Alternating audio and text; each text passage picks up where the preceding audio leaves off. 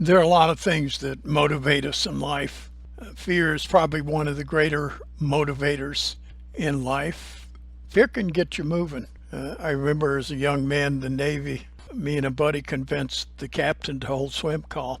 So we all jumped in, and of course, me and him were the only two idiots. We had to jump off the ship off the side, which is about 50 feet up. Everybody else went down the gangway and went in. So we're out there splashing around, and finally there was, after about 20 minutes, there was only two of us, myself and my buddy. We just loved the water, and so he was about 20 yards further out than I was. I was about 20 or 30 yards from the ship, probably about 30 yards, just treading water. And all of a sudden, this huge thing pushed up against my back and moved me forward in the water about 8 feet. And I knew instantly what it was. I knew it was a great white. And I swam faster than Tarzan ever swam. And as I'm swimming, I'm hearing shouts from the guys on the side of the rails up on the ship shouting. They're yelling, "Shark, shark." Well, my buddy was further out. He couldn't get past the shark. He's swimming for the boat. The captain had ordered a boat set out about 100 yards out from the ship with a guy in there with a rifle. And I could hear the shots, pow, pow.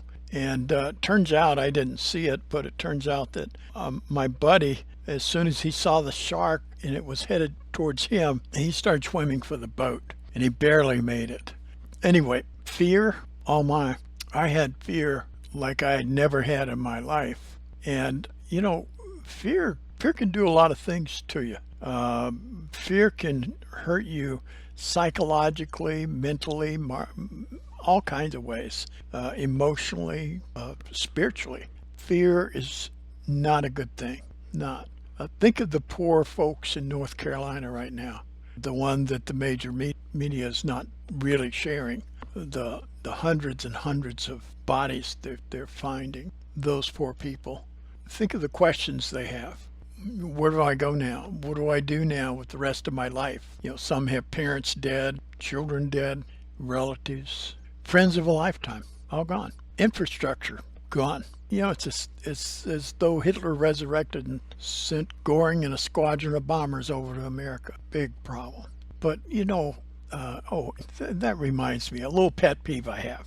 I've been a lawyer for most of my life, and I always hated the contracts, the insurance contracts, where they said they refused to pay claims based on, quote, an act of God, end quote. One governor, I think was, what was his name? Anyway, I can't remember his name now, but one governor actually got that taken out of the language in his state.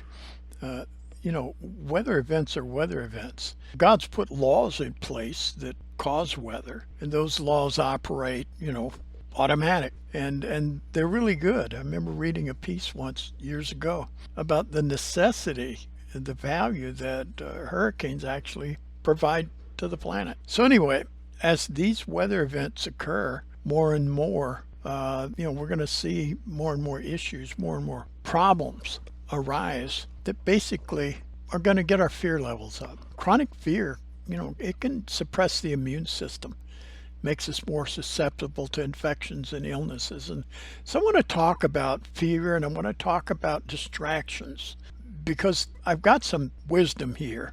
I'm old enough that I've seen enough, experienced enough. I think I can help you if you pay attention. So what is it that distracts you? What keeps you awake at night? Is it money, problems, health, marital, children, friend relationship, job problems? The national issues, those are scary. World issues, scarier. I mean, we're sitting on the edge of World War III. I remember I was caught up when I was a young kid in the Navy. I was caught up in the Cuban blockade. Did not realize at the time, came to realize about 10 years later, reading some things, came to realize how close we were to World War III. The little fruitcake that was in charge of Russia at the time, Khrushchev, was actually going to push the button. He was that close to it, and they talked him down. Look, I don't care what your fear is, World War, pandemic, all of the above. We all have problems. We all have fears. But how we deal with those fears, that's the most important thing. I think personally, most of them are related to one or more in those categories that I listed. Here's a story that really illustrates everything, I think. So in the Bible, in the book of Matthew, it's one of the Gospels, chapter 14. It's a fascinating story. It tells the story of the only man on the planet that I know of who actually walked on water. So it begins in verse 23 of chapter 14. And when he had, that's Jesus, has sent the multitudes away, he just got through preaching to a bunch of people. Jesus went up into a mountain apart to pray. And when the evening was come, he was there alone. But the ship, he had sent his disciples in a boat. He said, now you go in the boat and you go across to the other side and I'll catch up with you. And they had fought him on it. They did not want to go because they knew that it was bad weather. And, these are fishermen and they really didn't want to go. And the scriptures say he compelled them to go. And so the ship was now in the midst of the sea, tossed with waves, for the wind was contrary. In other words, the wind's blowing hard and it's blowing against the ship. And in the fourth watch of the night, Jesus went to them, walking on the sea. And when the disciples saw him walking on the sea, they were troubled, saying, it's a spirit. In other words, it's a ghost. And they cried out for fear, but straightway or immediately Jesus spoke unto them, and he said, be of good cheer, it's I. Don't be afraid. And Peter answered him and said, Lord, if it's you, bid me come to you on the water. And Jesus said, come. And when Peter was come down out of the ship, he walked on the water to go to Jesus. But when he saw the wind boisterous, he was afraid, and beginning to sink, he cried, saying, Lord, save me. And immediately Jesus stretched out his hand, caught him, and said to him, O thou of little faith, wherefore didst thou doubt? And when they were come into the ship, the wind ceased. Then they that were in the ship came and worshipped him, saying, of a truth, thou art the Son of God. What were the problems facing the disciples of Jesus in the boat? Think about it. Their circumstances wasn't good. They were in danger. I mean, this is a storm. It was a bad storm. So they had danger there. And it was, serious danger. They had a fear of the storm. They had their resources was insufficient. Fear of their inability to cope with their circumstance. They were afraid of dying, afraid of the weather, and then they were afraid of Jesus. What about your circumstances? Bad? Horrible? Think about North Carolina, sitting on a rock near a house. No way out. Limited food supply, sick baby, injury, missing parent, missing spouse. Oh my. These guys, they were very afraid. And then to add to this, they see something that just sends their fear level to the top. Now they fear demonic activity. They fear ghosts. They see this being walking on the water, and they think it's a demon or a ghost, a spirit of some kind. Why? Humans don't walk on water. They'd never seen anybody walk on water. And then that being walking on the water made a declaration. And it consisted of two important things. Number one, tells them not to be afraid. Number two, identifies himself as Jesus. Jesus knew they were afraid already. He knew they were afraid of him. They were already in a state of fear because of the weather, and they were very afraid of him. And listen, here's an absolute truth for you. God never wants you to be afraid of him. In fact, God never wants you to live in fear. If you read the Bible, those of you that might be readers of the Bible, over and over in the Bible, you'll read the phrase, fear not, fear not, fear not, fear not. First time he said that, I think, was Abraham. He said, fear not, Abram, I am thy shield, thy exceeding great reward. It was in Genesis 15. So look, bad times are coming. Our country's going broke. FEMA can't help. Said FEMA's broke. Spent all the money taking care of the immigrants and sending billions to other countries. Yeah, I was curious when I heard that Mayorkas say that. I started looking up, and here's what we've sent out this year. Ukraine, 61 billion with a B, $61 billion. Israel, we've sent 3.5 billion. Taiwan, 567 million. Jordan, 1.45 billion. Egypt, 1.3 billion. But get this, illegal aliens. Illegal aliens, we've spent over 16 million, billion with a B, was spent on illegal immigrants. And a lot of that was like Medicaid funded emergency services. And they pulled this from Homeland Security funds, funds that are designed for us, for hurricanes. Unbelievable. The SSP, it's a shelter and services program, allocated $640.9 million to support communities who are housing non-citizen, they call them non-citizen migrant arrivals. In other words, illegal aliens. People they've let in carte blanche. And they've allocated, Department of Homeland Security recently announced an extra $380 million for communities who are receiving migrants. And in April of 2024, Democratic-controlled Congress approved a $95.3 billion emergency spending package that included $60 billion for Ukraine, $26 billion for Israel, $8 billion for the Asia Pacific region, for Medicaid spending over $16 billion. I mean, it never ends. And by the way, in case you think I'm picking on Democrats, it's a Democratic-controlled Congress, but there were some Republicans that voted for that bill too. Anyway, America's going broke. Just as quick as we can spend it, we are spending our future. We're spending our kids' future. But listen, God doesn't want you to fear. He doesn't want any of us to be afraid. You know, in the wilderness, when Israel was fighting for survival, God said again and again, fear not, fear not. God does not want his people to be afraid of life or death or of the circumstances of life. You know, when you go back to the circumstances of Peter walking on the water, what happened? What distracted Peter? Circumstances.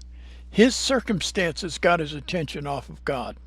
His circumstances took his attention and his mindset away from the Lord. And it was then that he began to sink. But what did Jesus do? Jesus didn't walk over to him and say, well, you made your bed, you're going to sleep in it. Blub, blub, blub, blub, and watch him go down. He didn't do that. He didn't stand there with arms folded and say, well, you got to try harder, Peter. Come on, have a little faith, man. You're going down because you can't trust. No, he didn't do that. What did he do? He went over there and picked him up. Went over there and grabbed him. Listen, question for you. Is there any circumstance too tough for God? You know, the problem for most of us, we get overwhelmed. We see no hope, no way out. You know, you may have uttered this. You know, there's been a couple times in my life when I've made this statement. It would take a miracle. Well, listen, are miracles too hard for God? And let me ask you this. Why would God help you? Why would he want to help you? Let me tell you why. God loves you. He died for you. If you'd asked me years ago, does God love you? Yes. Yeah. Jesus really love you? Yeah. But I really didn't get it, you know. It didn't really click with me. And then, you know, I read the story about Jesus in the garden, and he's praying this prayer, and he says, Father, if it's possible, let this cup pass from me. And I asked myself, I said, why is he asking that? Why is he praying that prayer? He knows what he came here to die for us. And he's saying, you know, if there's any other way, can we avoid this?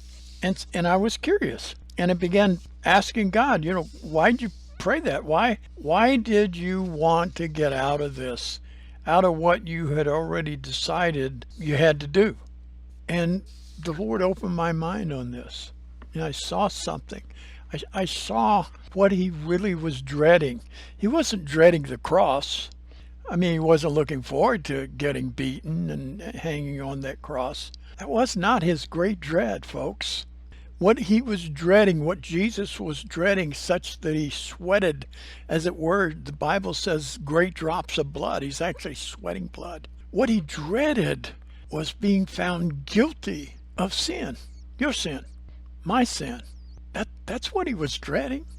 Did not want to be found guilty of sin. When I read that, I realized for the first time the love that motivated him. I mean, think about it. Have you ever been in court? Some of you have. I sat in court for, 8 years as a deputy prosecutor in Crown Point City Court representing the state of Indiana. And hundreds of defendants come up. And the question that they would be asked would be this. The judge would read the charges and he would say, how do you plead? Defendant would say, guilty, Your Honor, or not guilty, whichever. In this case, Jesus is on the cross and God finds him guilty, literally, truly guilty of rape, of child molesting, of murder, of your sin, found Jesus guilty of your sin. Now, I don't understand how it all works. We never will. I think on the other side we will. But when that finally dawned on me what his great dread was, he who knew no sin and was made to be sin for us, found truly guilty in the eyes of Father. Remember when Jesus cried out, my God, why hast thou forsaken me? At that moment, that was when God had looked away.